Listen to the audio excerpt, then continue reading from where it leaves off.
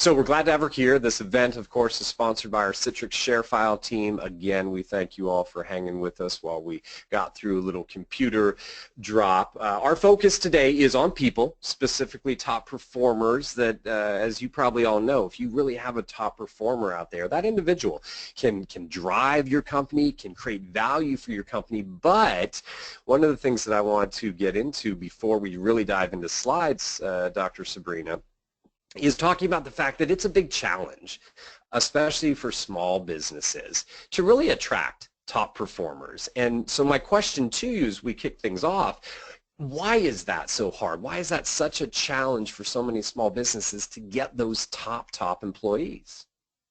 Well, that's a good question, James. So to really understand this, one thing you need to wrap your head around is that those top performing employees, those A players, comprise about 10% of our population.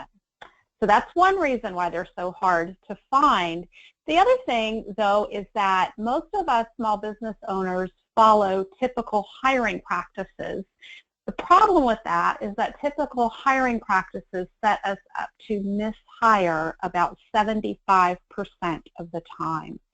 So that's why it's so challenging, and I'm going to dive deeper into what we can do about that as we go through the webinar today. That sounds excellent. It's a good setup, folks, for what we're going to do. Again, about 45 minutes to go through the content here. As I've mentioned to you all before, we've got this notes document. So if you can either download it from the handout section of the GoToWebinar player today, or you can go back into your email, print that out from the reminder that we sent you. But it's going to be a good way to organize some of your docs and ideas. More about Dr. Sabrina Starling is available over at tapthepotential.com. I will text that out to all of you in just a moment, along with some ways that you can contact her: Facebook, LinkedIn, Twitter, etc. But I'll tell you this, one of the things that I was able to hear and learn about Dr. Sabrina as we were planning this event is she is really passionate about really transforming life in these cash-sucking small businesses into these big, highly profitable, great places to work. And so that is the overarching kind of message and idea that we're going to go through. We'll talk about some of the challenges, talk about some of those solutions as we go forward. So with that, Dr. Sabrina, what we'll do, since we're working kind of old school here, you'll be giving me some verbal cues. Right now, the audience is looking at a place I would love to be: a beautiful dock on a small little lake. Yes. So that is my cue to help you all get totally focused and be here fully present here in the moment with us. I consider the value of what I'm sharing with you over this next 45 minutes or so to be $10,000 an hour time, because if you take what you learned today and you turn it into a system in your business that you hone and refine to attract top performing employees to your business over the coming years, it's going to be worth way more to you than $10,000 over this next hour. So silence your phone, close your door, tell people you cannot be interrupted, and be here fully present with us. Okay, James, go ahead and move the slide forward, please. So I want you all to know I have created this content with you all as small business owners in mind. You're working round the clock. Go ahead, James, and advance the slide. And you have probably are working more than 40 hours. Probably it's closer to 60 or 70 hours a week, week in, week out. You may have some employees working for you, but you still feel like a lot of the responsibilities are on your shoulders. And you may be finding yourself getting pulled into the black hole of profitability. So James, if you can put that black hole slide up. The black hole of profitability is a common phenomenon for businesses that are, for especially businesses under $5 million in revenue, but it happens even as you pass that $5 million in annual revenue mark.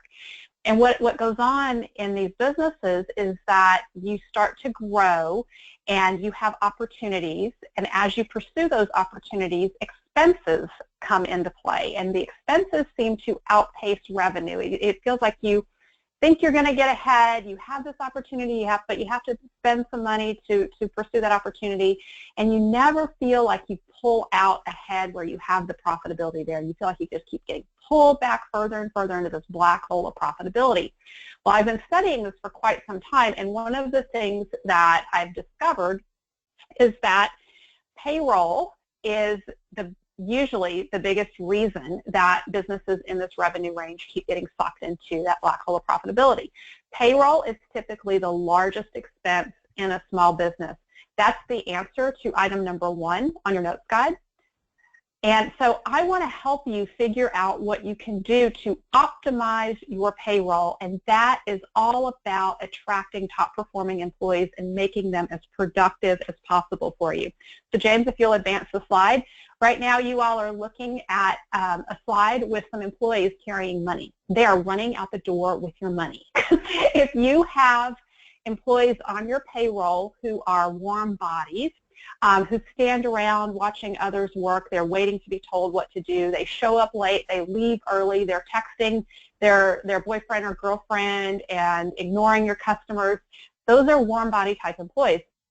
We tend to keep these folks on our payroll when we're in a position that we feel like we don't want to hire. We've been frustrated with the hiring process. It's very time intensive.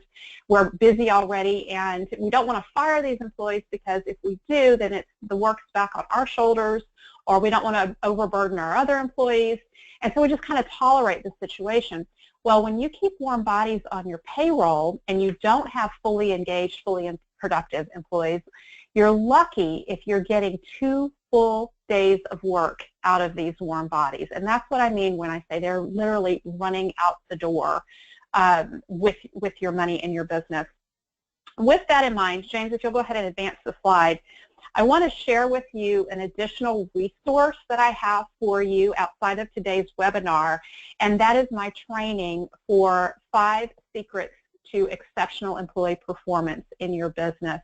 And I want to make sure you can get access to that training. And what you can do to get access is to text the word potential to 1-614-610-1122. So text the word potential to 1-614-610-1122. So today's training is all about how you attract these top performing employees to your business. The training, the 5 secrets to exceptional performance, is how you get that exceptional performance from your employees after you've spent all this time and effort attracting them to your business. So I consider it key information that you need to have as you look at the situation, and let's look at how do we turn your biggest expense in your business, your payroll, into your biggest investment. And that's what we're going to learn today. So that's the next slide, James. And we're also going to be talking about the 3 simple steps that you can take right now to attract your next top performing employee. So James, right now I want to have the slide on the screen with the 2 employees. One's holding a mop, the other's holding a broom, and there's a big X. When you embrace what I teach you and you apply it in your business and you move to that place where you're going to finally be able to attract top performing employees, you're going to be able to let go of those warm bodies who eat up your profit. And go ahead and advance the slide, James. And I want you to imagine yourself like this guy that you're seeing on your screen. He's in a hammock. He's relaxed. Imagine if a few months from now you have a team of trusted employees. They're solving problems better than you. They're taking on hats and roles and responsibilities that you've been wearing, and they're doing things better than you've done them in the past. And the reason that happens is because you're the business owner. You're juggling multiple responsibilities. When you hire an employee and you hand off a hat or a role in your business to them, they have one solid focus, and they can do it better than you because they have only one major thing they're focusing on, whereas you have been focusing on 30, 40, 50 things. So that's where this feeling comes in that you have this team that you can trust, and they're actually doing things better than you had been doing them. And I just want you to imagine that feeling of having that team, what that would be like for you to have them taking one thing off your plate after another. And I know from where you're sitting right now that that may sound like it's too good to be true. And so I want to assure you that it's absolutely possible. And in fact, I want to share a client success story with you. James, if you can put Mark Hunter's slide up there. Mark is one of my clients. He's in a very small town in Afton, Wyoming. It's a population, I believe, of 1,900 people, and it's not even near a major metropolitan area. He has Hunter's Furniture and Appliance. He has lots of opportunity for growth. The business is very healthy, but as you can imagine, being in a rural area, he was really struggling to find his top-performing employees.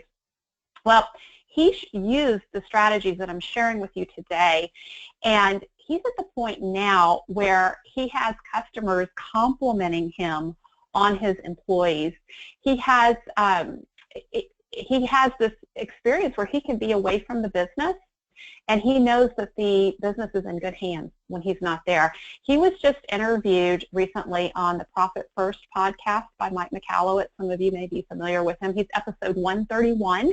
You can go check it out. He'll tell you all the things he's been doing with his employees and his profit to create that great place to work. But one of the things that I think is so fantastic for Mark is that he was in a position not very long ago where he did not have the employees that he needed. He now has people approaching him saying, I've heard you're a great place to work. I would love to come work for you. And these are A-player type people. These are highly motivated, go-getter kind of people that he would want to hire. But he's not hiring right now. He's got the team that he needs. So the strategies I'm going to teach you do work, and you can be in that same place yourself when you employ these strategies. Okay, so go ahead, James, please, and advance the slide. Mark's experience in his business is very different than the typical business owner's experience. So I want to talk to you about what the typical experience is, because I think you'll be able to relate to it very well, and it gives you a context for probably what you're experiencing in your own business. A national study by Dale Carnegie Training places the number of fully engaged employees in companies at around 29%, meaning that about 70% of employees are not fully engaged or productive. 70% of employees are not fully engaged or productive. And I'm going to explain to you in just a little bit what you can do about that in your business and how you can overcome that problem. That 70% is the answer to item number 3 on your notes guide. 70% of employees are not fully engaged or productive. Okay, let's go ahead and advance the slide. Most businesses have as much as 85% of their employees doing just enough to get by. So that's that warm body syndrome. As much as 85% of employees doing just enough to get by. That's the answer to item 4 on the notes guide. And James, let's go ahead and advance the slide. The average employee is discontent, underutilized, and not actualizing their potential. That is the typical situation that we're dealing with in small business. The average employee is discontent, underutilized, and not actualizing their potential. Those are the answers to number 5 in your notes.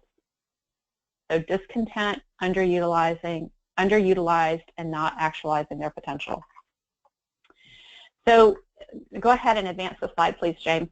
If you have employee headaches in your business and they really get you down, I want you to know you are not alone.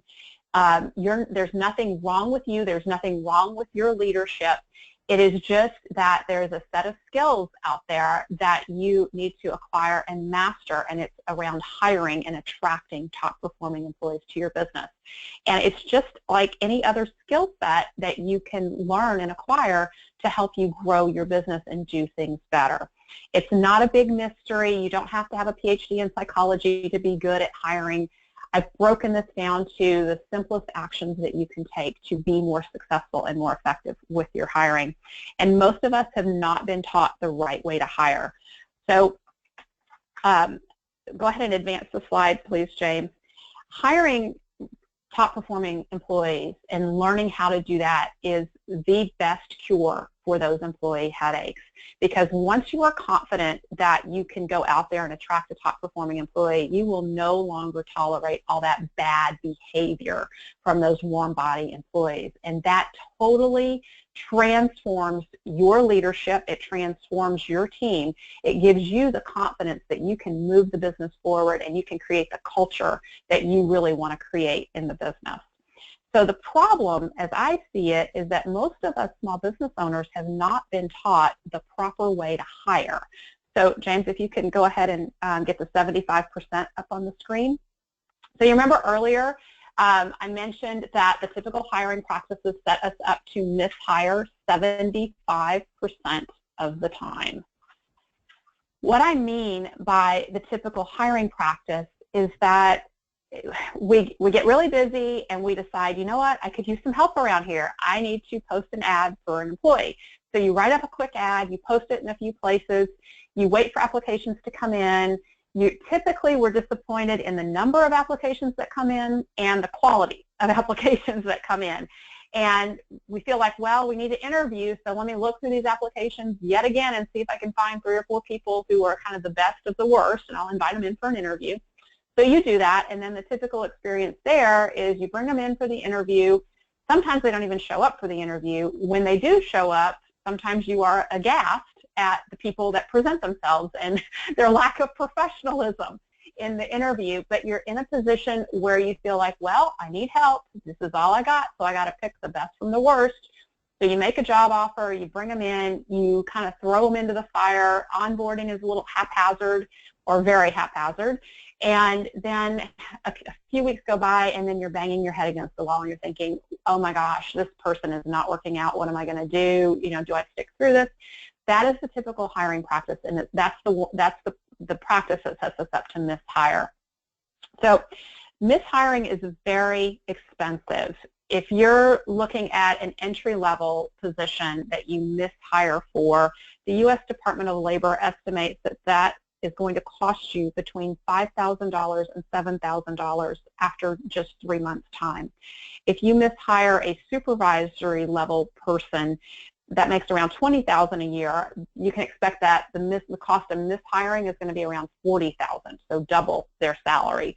And if you hire the wrong $100,000 a year higher up VP level or professional type person, you're going to be out about triple their salary, so about $300,000. So we cannot afford to live with this mishiring that goes on in our businesses because it really does, it's the slow kiss of death. And that doesn't even, those figures don't even account for all the hidden costs, the lost business, because if you bring in the wrong employee and they do something that ticks off your best customers, then you lose business from them. Word of mouth gets, you get negative word of mouth, negative publicity.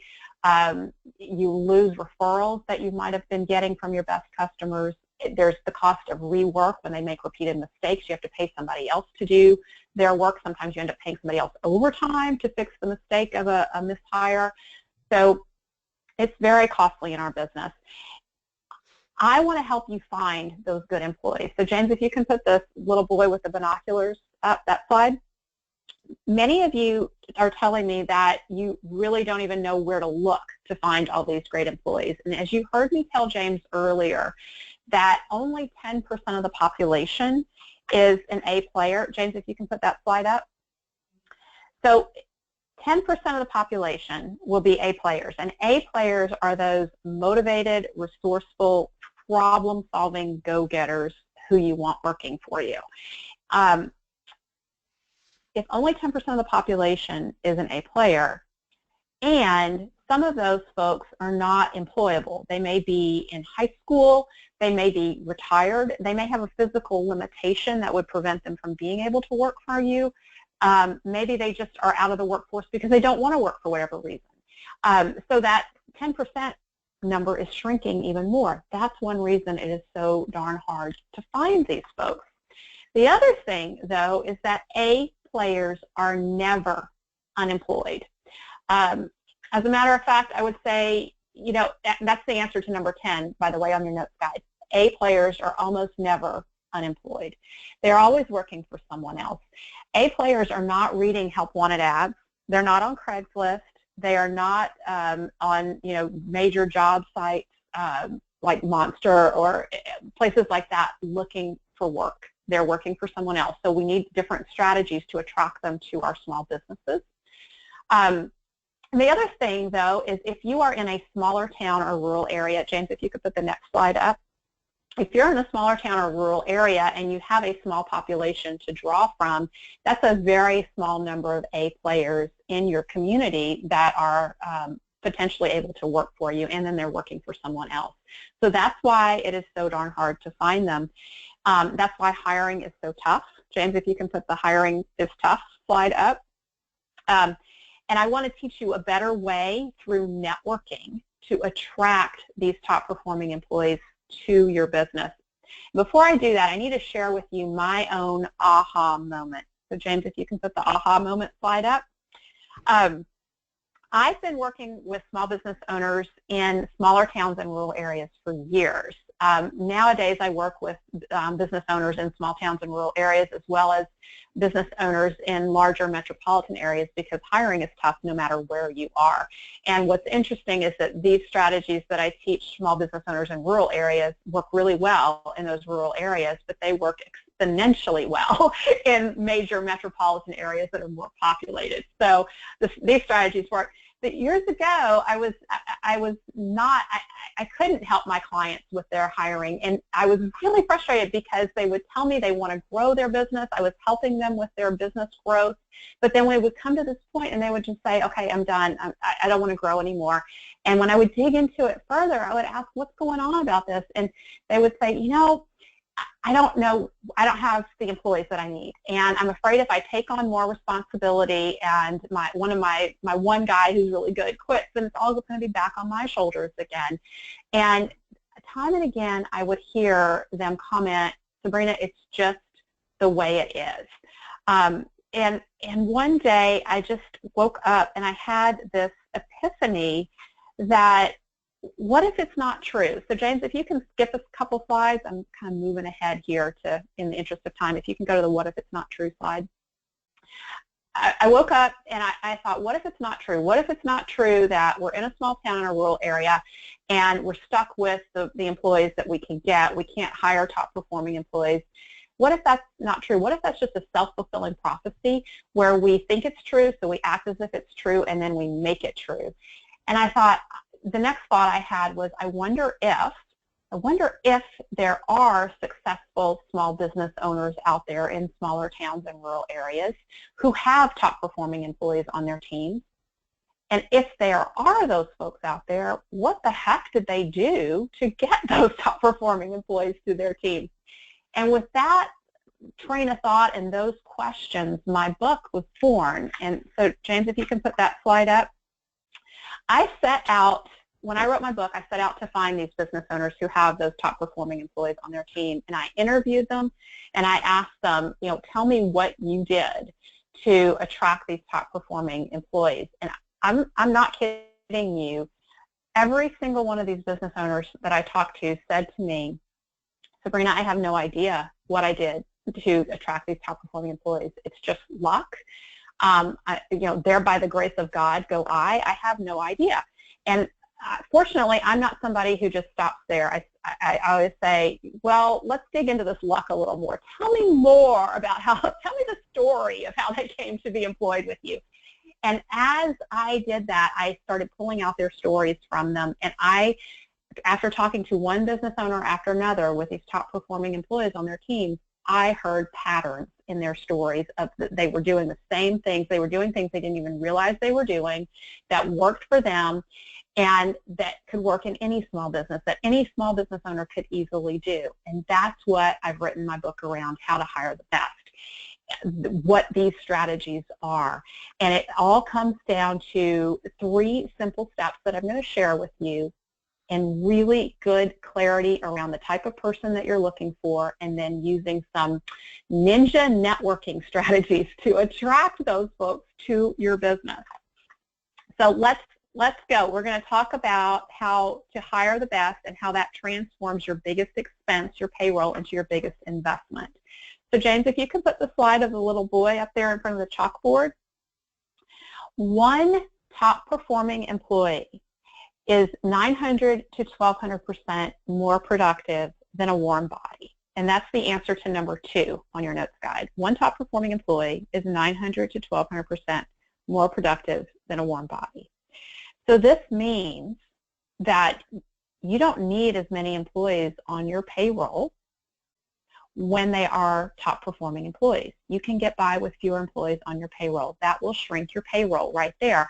It also allows you to pay top performing employees better wages or salaries because you have to pay fewer of them. And you can do that and still be profitable. That is such a big aha moment, I think, for us to wrap our heads around, that we can be much more profitable when we have top performing employees on our payroll, and we can pay them more. And a lot of times as small business owners, we really feel like we're behind the 8 ball when it comes to what we can afford to pay with wages and salaries. So let's take a deeper look in your own businesses and understand what employee disengagement and ineffectiveness is costing you currently, and then we're going to go through the 3 simple steps. So if you look at your notes guide, actually let me give you number 6 on your notes guide, and then I'm going to take you through a calculation. So there is an old statistic, I think it's at least 8 years old now, I've been using it for a long time, but lost productivity costs the U.S. economy $588 billion annually. That's a lot of money, and this is an old statistic, so I'm sure it's more than $588 billion now. And that's a lot of money to the U.S. economy, but what I'm more interested in is your small business and what lost productivity is costing you. So if you go to page 2 in your notes guide, there's an exercise that I'm going to walk you through to help you calculate this. And before we do that, James, can you put the quadrant up, the 4 quadrants, engaged and ineffective and engaged and effective with the bullseye? So there are 4 quadrants of engagement and effectiveness, and every employee that you have in your business is going to fall into one of these 4 quadrants. So just briefly, the engaged and ineffective quadrant, typically those are your new hires. They are excited to come to work for you. They're motivated. They have a lot of energy, but they don't know anything yet. They've barely learned where the bathroom is, you know, how they punch their time clock, or if you use T-sheets or software like that, you know, how to fill in their time on T-sheets. And they don't know who reports to whom and how things are done. And if you're like the typical small business owner, our onboarding processes are spotty. So it takes a long time to move these people into the engaged and effective quadrant. These are those employees who are highly motivated. They've been with you long enough that they've been onboarded effectively. They know how things are done. They contribute with discretionary effort that we couldn't afford to pay for. And this is the quadrant where we need most of our employees to be. So if you remember earlier where I gave you the text to get to my free training on the 5 secrets to exceptional employee performance, that training I created to help you get the majority of your employees into this engaged and effective quadrant, because that's where employees really do become profit centers in your business. And we want to get most of our employees over there. Now, just below that is the disengaged and effective quadrant. These are employees who've probably been with you for a while. At one point, they were engaged and effective, but something has happened. Maybe they've gotten burned out. Maybe they've been offended by something that you did or another employee did. Something has happened, and they have lost their energy and their zeal. They're doing enough to get by. You don't want to fire them. A lot of times I hear business owners say, well, they've been with me forever. I feel very loyal to them. But their passion is gone. And that can undermine the morale of the company. That can be detrimental to your team. So when you see that going on in your business, you need to intervene very quickly and try to get them to re-engage. And that's usually with coaching. You need to coach them. And a lot of times we will try to put that off. We'll procrastinate. We'll just kind of cross our fingers and hope that they will re-engage on their own because it's an uncomfortable conversation to have with them. And I'm going to tell you, you need to learn coaching skills as a small business owner and use those and intervene quickly and get those folks back engaged. Because the next quadrant over is where they tend to slip, and that is into the disengaged and ineffective quadrant. These are employees who may actively undermine your best efforts, and they may like roll their eyes when you come out with a new initiative. They may sabotage you, but they never do enough to actually get fired.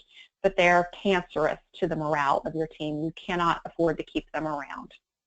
So now on page 2 of your notes, I want you to count up the number of employees that you have that fall into each of these 4 quadrants. So how many employees do you have in the engaged and inefficient quadrant or ineffective quadrant? Those are those new employees who aren't fully onboarded and trained yet. And then how many employees do you have who are engaged and effective? Those are your A players. They're cranking out work for you. They're creative. They're problem solving. You can count on them. Very productive people. And then how many employees do you have who are disengaged but still effective? Their energy is gone, but they know the ins and outs of your business. They've been with you for a while. And then finally, how many of your employees fall into that disengaged and ineffective quadrant? These are the employees who complain a lot. They show the low morale. They make mistakes. Despite coaching, they show very little improvement. And you might sense that they're sabotaging your efforts. So how many of your employees would fall into that quadrant? So now if you go to page 3 in your notes, we're at step 2 of the calculation, and I want you to total the number of employees you have who are either EI, DE, or DI. So those highlighted blanks on page 2, just total the number of the employees that fell into those highlighted blanks on page 2, and that's what you need to put in that box for step 2. In step 3, we need to look at what is the average salary of your employees. So just, off the top of your head, give it your best guess of your average salary that you pay employees. If you provide benefits, add 33% to the salary to account for benefits. And go ahead and fill in your average salary with benefits under step 3 on page 3 of your notes. Then if you don't do salaries, if most of your employees are on wages, just think about what is the average you pay a wage-based employee per year and fill that in instead of the salary. Okay, now in step 4, you're going to take the number of employees affected by disengagement and ineffectiveness and multiply that figure by the average salary with benefits or that average wage that you came up with. So take the number of employees affected by disengagement and ineffectiveness, EI plus DE plus DI, and multiply that figure by the average salary with benefit or the average wage. This is showing you a rough estimate of what employee disengagement and ineffectiveness is costing you this year alone. So James, I know we have a poll. Can you put the poll up so people can let us know what range their answers are falling into? Absolutely, and folks, that's been pushed out to all of you right now, and so if you did those calculations, you're probably finding that you're somewhere in that 5K to 10K range. Maybe it's 10K to 25,000, 25,000 to 6 digits, 100,000. Maybe you're in that 100,000 to 300,000, or I hope not to see many of these, 300,000 to $1 million. And so go ahead and fill that out. So far we've got about 20% of the audience there finishing up their math, Dr. Sabrina, and getting that in there. I'm going to remind as you continue to vote in here, one, the notes. It looks like a majority of you downloaded that, so that's great. If you've joined us late, and our audience has grown since we started, we've been recording today's entire presentation, so you will all get a reminder email to bring you back to the on-demand. I have been chatting out to you that text number. It is potential to the number 1-614-610-1122. That's in your chat module, so you can copy that. I put that out there a couple times. Also, there are several links I put out to follow Dr. Sabrina on Twitter, at Dr. Sabrina. Tap the Potential is her website. A couple other things. So if you haven't checked the chat tab, make sure you do so before we end. Copy and paste some of those things onto a notepad, and you'll have all that information. So we've had a good majority of the audience voting here, folks. I'm going to give you about 3 more seconds to vote on that if you wish. 2 seconds and 1 second, and I'm going to close things out. I'll share the results, and Dr. Sabrina, so that you hear them, just about 40% of this audience coming in with that top answer, that $5,000 to $10,000.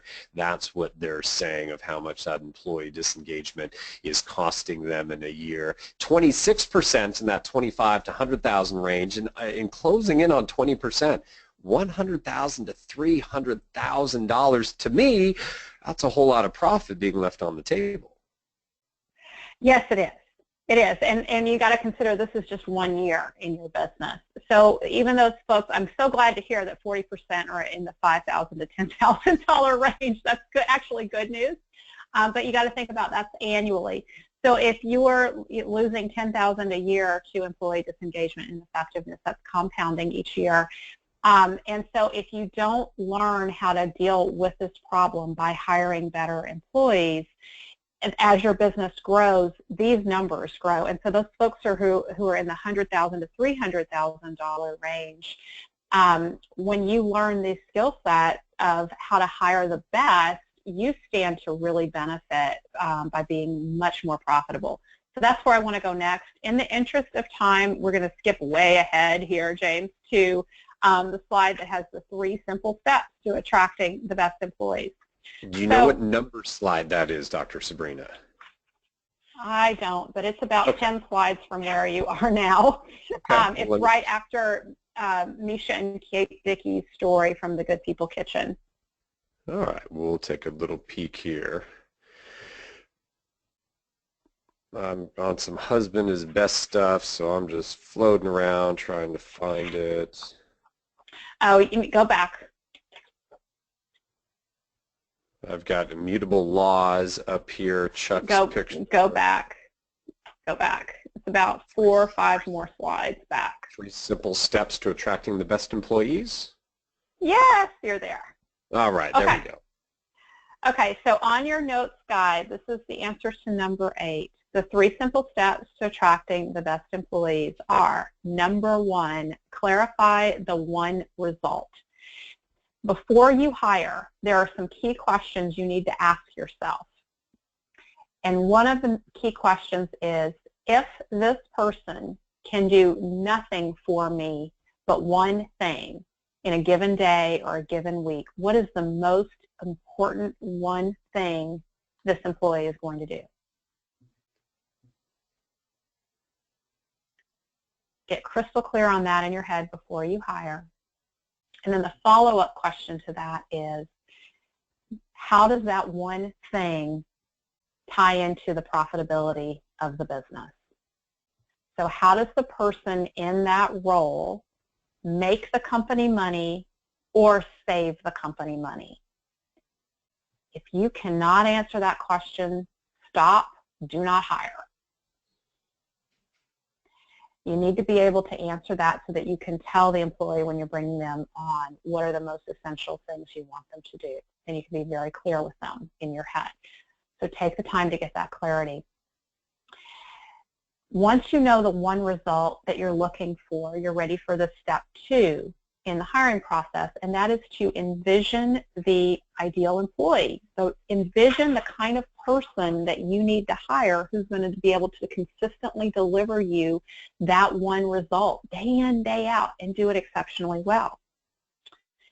So we want you starting with the end in mind by envisioning the ideal employee. So let me talk to you about what you need to look for when you're hiring. Most of us default into looking for a specific skill set. Skill sets can be trained. Personality strengths cannot be trained. Core values cannot be trained. You can train a skill set, so stop hiring for skill sets.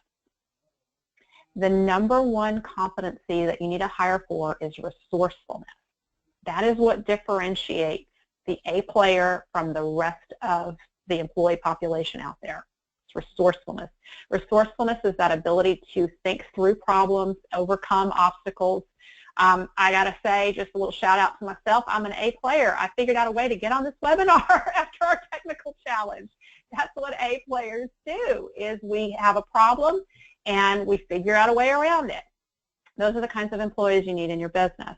So that's the answer to number 11 on your notes guide. The most important competency to hire for is resourcefulness. You also need to consider the personality strengths needed to do the job exceptionally well.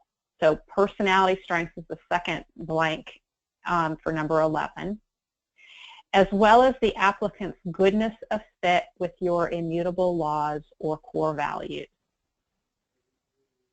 And that's the answer to the third item in number 11 on your notes guide, the applicant's goodness of fit with your immutable laws or your core values. If you've ever had the experience where you hire someone who looks really good on paper and they interview well and you have high hopes for them and you bring them into your business, but after a few weeks' time you're banging your head against the wall because you can't believe how they're doing certain things, chances are it's because they're not a good fit with your immutable laws in your business. As small business owners, we tend to have 3 to 5 core values. All of us do. And they define how we do life and how we believe things should be handled and done. We need to take the time to define what those core values are because they define the culture of our business. And then we need to hire people who are in alignment with those core values for us. Okay, so you need to clarify your immutable laws and hire around those.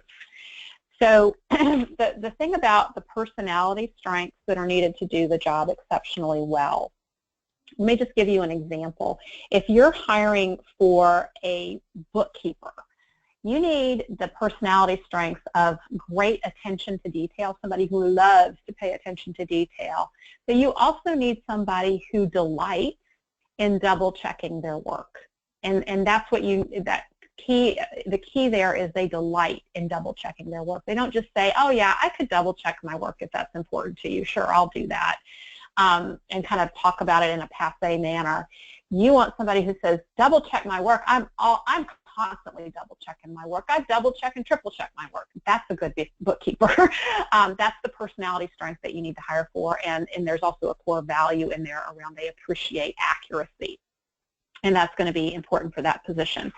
Okay, so now I want to talk to you about step 3 in the 3 simple steps to attracting a top performing employee. I usually tell a really great story of how you can network very easily using an employee referral incentive program. In the interest of time, I'm going to have to cut that. But what I'm going to say to you is after you go through these first 2 steps and you define the type of person that you're looking to hire, it is very easy to go to your best employees who you currently have working for you and all the other people in your network that you consider to be A players and say to them, we're growing and I'm looking to hire someone who is great with detail and they love to double check and triple check their work, and it's a bookkeeper role that I'm hiring for. Who can you put me in contact with? Who comes to mind? What you don't want to say is, who do you know who's looking for work? Because remember, A players are never unemployed. They're not out there looking for work. So you always want to end that statement of, after you've described the kind of person you're looking for, with who comes to mind? Who can you connect me with? And the other thing that you need to keep in mind why this works so well is that if you know one A player You have access to an entire network of A players because A players always hang together. If you're an A player yourself, you have a network of A players. If you have some A players already in your business, each of them has networks. If you have no A players in your business and you're a team of one and you're making your first hire, you have other people in your network who are not involved in your business who can help recruit for you. So what you do is you tell people, you know what, I have an employee referral incentive program, and if you send someone to me and you just make the introduction and I end up hiring them, I'll give you $500 for that referral. And there's lots of ways to customize this. I'm giving you a very generic employee referral incentive program because I want you to be able to take something today and just run with it. All of a sudden, when people hear $500, they're going to start working really hard to recruit for you. And that's why you only want to share your employee referral incentive program with the A players in your network, because you don't want to, if you have warm bodies and you tell them about your employee referral incentive program, they're going to send you their warm body friends, and you don't need that. So keep it to your A players. That employee referral incentive program, hands down, is the SUREFIRE strategy to attract your next A player when you have done the legwork up to that point of defining who your ideal employee is. So I see our time here, and what I want to do, James, if you can go to the profitgift.com slide there at I think it's the second to last slide. I want to let you all know that I've had to give you a very big overview of these strategies. If you want more specific help from us, we are happy to have one-on-one conversations with you, and we have different programs in our business that we can offer you to help you with not just your hiring, but really transforming your business into that highly profitable, great place to work. And the way to start that process is to go to profitgift.com. And there's a short set of questions there. Fill out your questions, and then a member of our team will have a one-on-one confidential conversation with you about your specific challenges that you're having and different programs and resources that we have available where we can help you further with this. Because I know probably today what I've shared with you has been mind-blowing in some respects. And it takes a little while for that to sink in, that these are a whole new set of strategies, but they're very simple strategies. You just want to implement them in a coordinated, focused way and really think through who are the right people that you want to hire, and then get the word out to your network. So just to summarize those 3 simple steps: clarify the one result that you need from the employee that you're hiring for. Envision your ideal employee. Think through the personality strengths that are needed to deliver that one result consistently. Think about what your core values are and be sure you're hiring around your core values.